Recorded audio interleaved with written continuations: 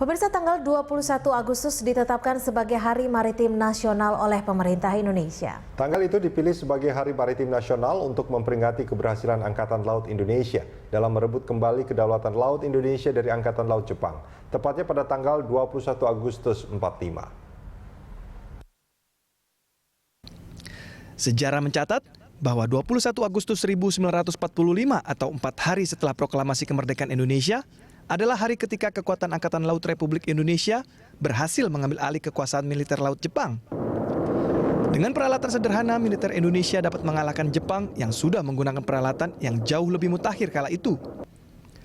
Sejarah sudah membuktikan bahwa kelautan Indonesia sangat disegani oleh bangsa lain, bukan hanya kekayaan bawah lautnya, tetapi juga kekuatan maritimnya. Kerajaan Sriwijaya dan Majapahit pernah menjadi kiblat di bidang maritim, kebudayaan, dan agama di Asia.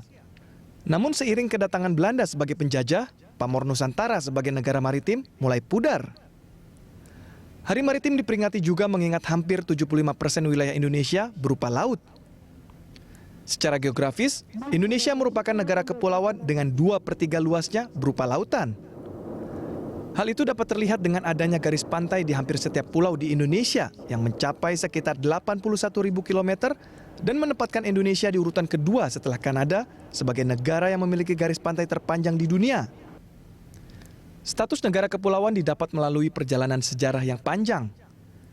Hal itu diawali dengan Deklarasi Juanda pada tahun 1957 yang diakui sebagai kebijakan kelautan Indonesia pertama. Kala itu Indonesia merasa kebijakan kelautan warisan masa kolonial sudah tidak sesuai lagi dengan konsep tanah air yang menekankan keterpaduan tanah dan air sebagai kekuatan nasional bangsa Indonesia. Presiden Joko Widodo dalam rapat terbatas mengenai poros maritim di Parapat, Sumatera Utara meminta kepada semua menterinya yang hadir untuk mematangkan visi Indonesia sebagai poros maritim dunia dan harus segera terlihat hasilnya untuk masyarakat. Jokowi mengatakan Indonesia harus secara maksimal memanfaatkan posisi strategis di mana 2/3 wilayahnya adalah lautan, salah satunya dengan pengembangan pelabuhan-pelabuhan. Terkait poros maritim, Jokowi juga mengingatkan soal pemanfaatan kekayaan laut untuk kesejahteraan rakyat.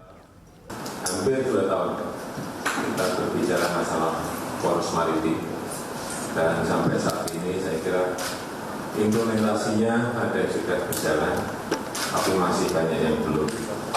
Oleh sebab itu pada sore hari ini kita akan berbicara masalah ini yang berkaitan dengan percepatan implementasi poros maritim.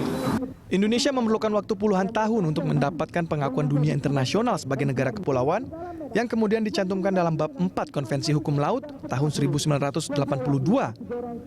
Tim Liputan, Berita 1. Yang berjumlah 174 kapal dengan dipimpin oleh kapal